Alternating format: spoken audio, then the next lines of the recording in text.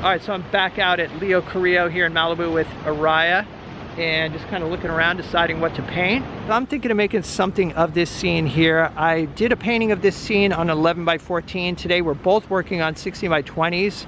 And so I'd like to do a larger version of this scene.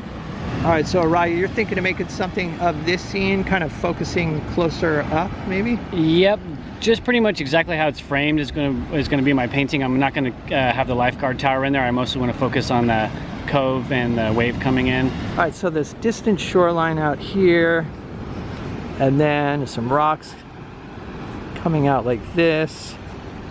And the first lines I do are kind of almost like gestural lines, just to get the big shapes in place. No detail, and there's going to be kind of a whitewater pattern that zigzags like that.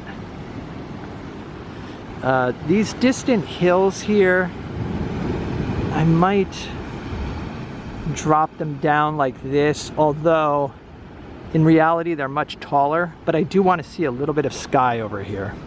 And there's the lifeguard tower over here.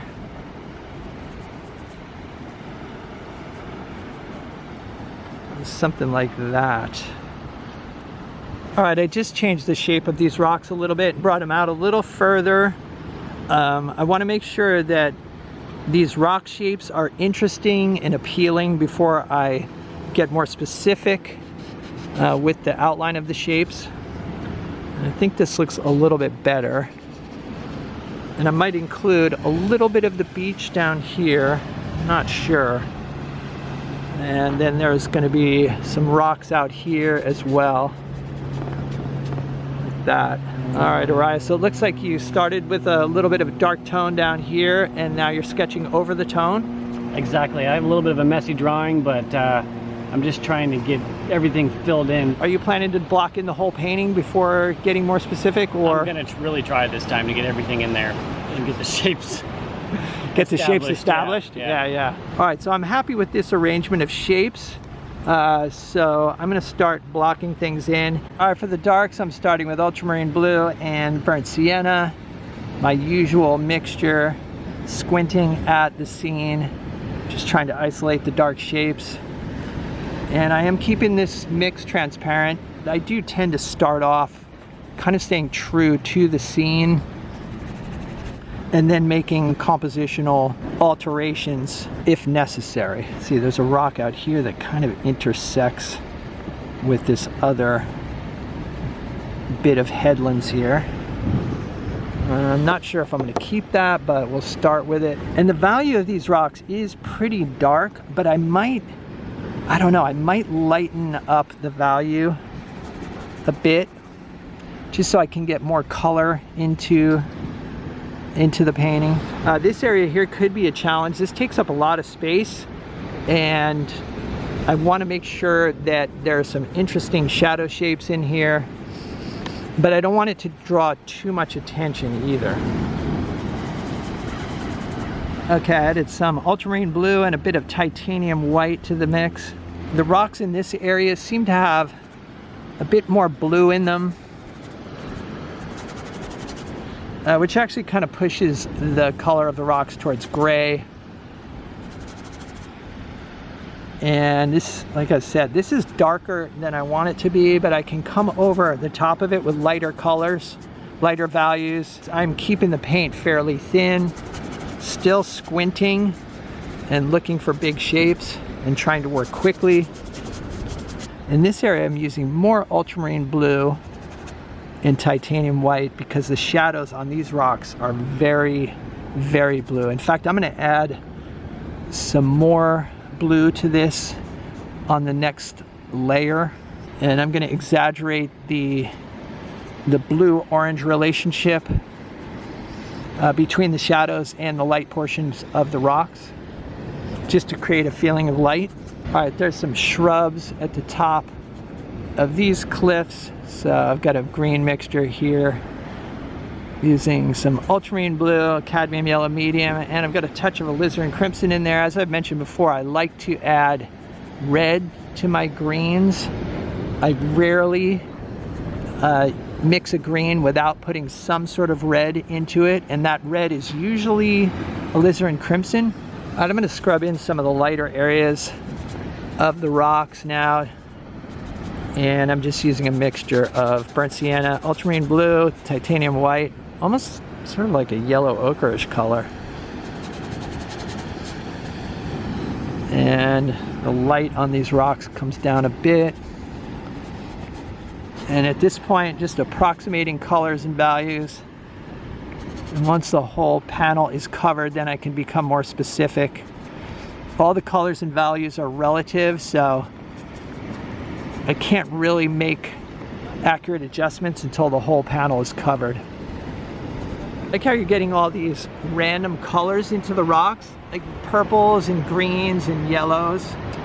Thanks. Yeah, they're not really there, but I'm just trying to use a broader variety of colors. And some of those will probably remain in the finished product, like peeking through, right?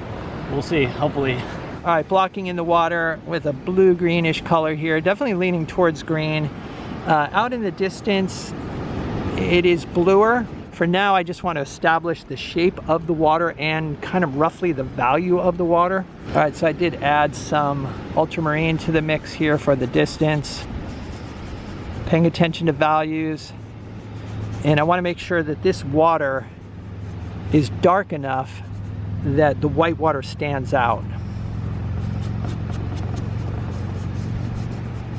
Mixing in a bit of yellow.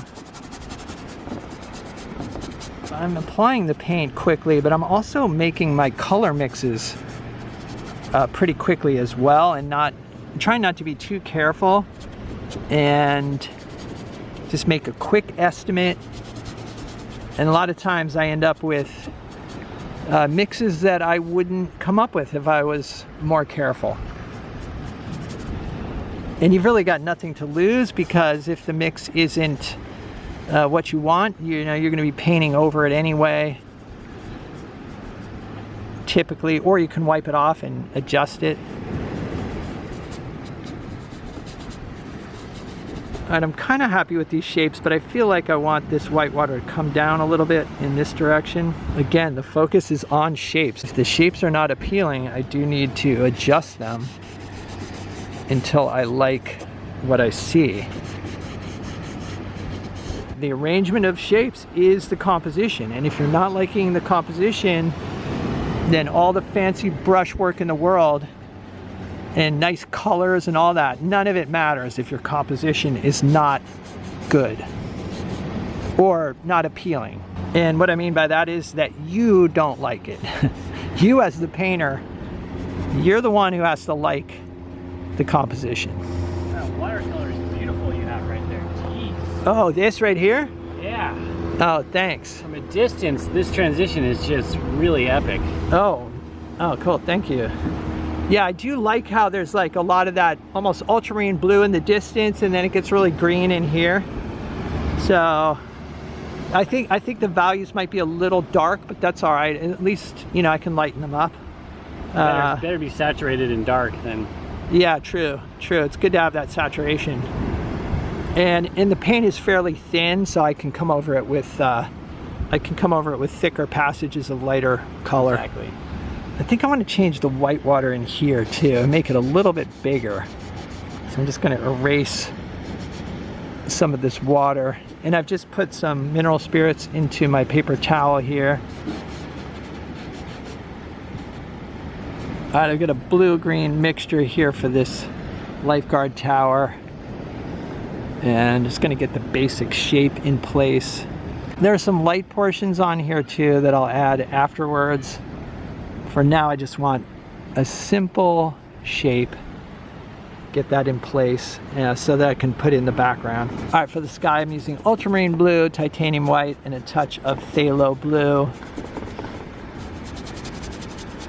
And I'm trying to decide on what color I want these mountains to be here. I want to push them back, so I'm going to lighten them up. All right, starting with a purplish mixture using ultramarine blue and alizarin crimson and a touch of titanium white. And paying attention to value, I want to make sure that these hills are slightly darker than the sky. And I might add some variation to this purple, we'll see. But for now, just establishing the shape and an approximate value.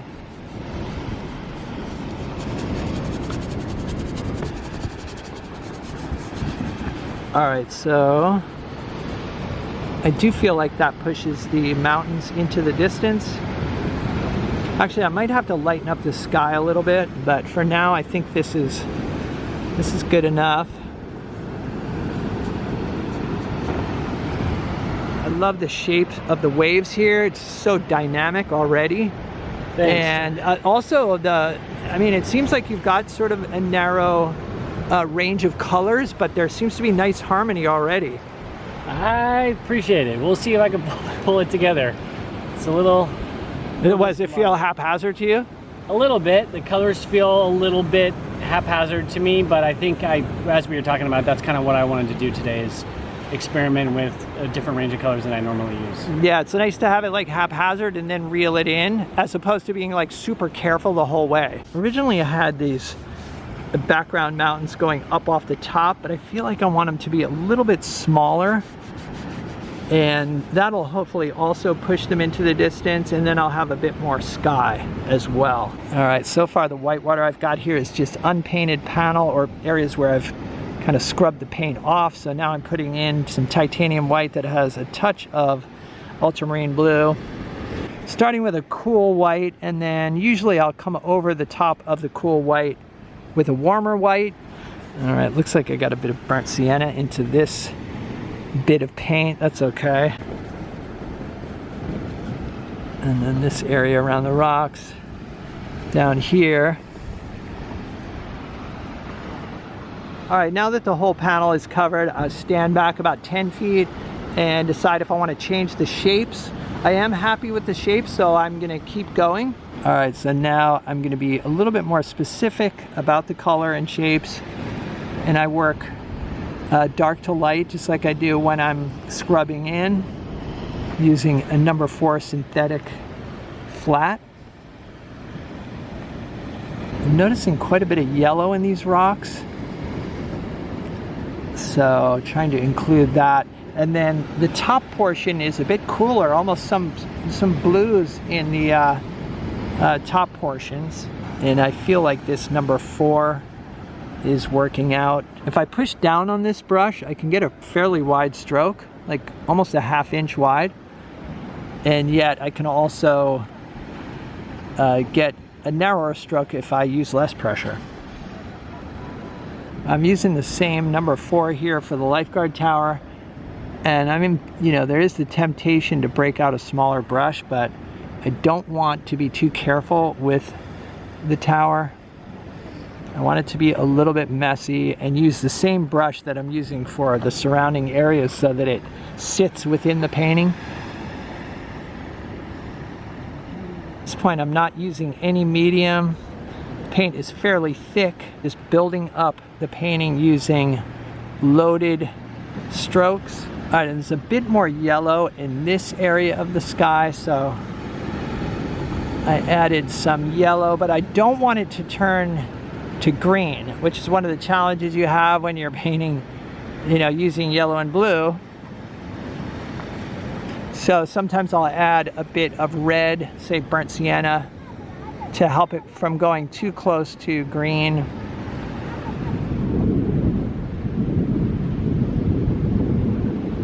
All right, let's take a look. Love all those thick strokes. You landed this thing for me. I was having a lot of trouble. No, that was fun. All I was seeing was just like having that warmth in there. Like you had some beautiful cooler warms in the background. So there's a nice sense of depth, some nice warm reflections on the rocks.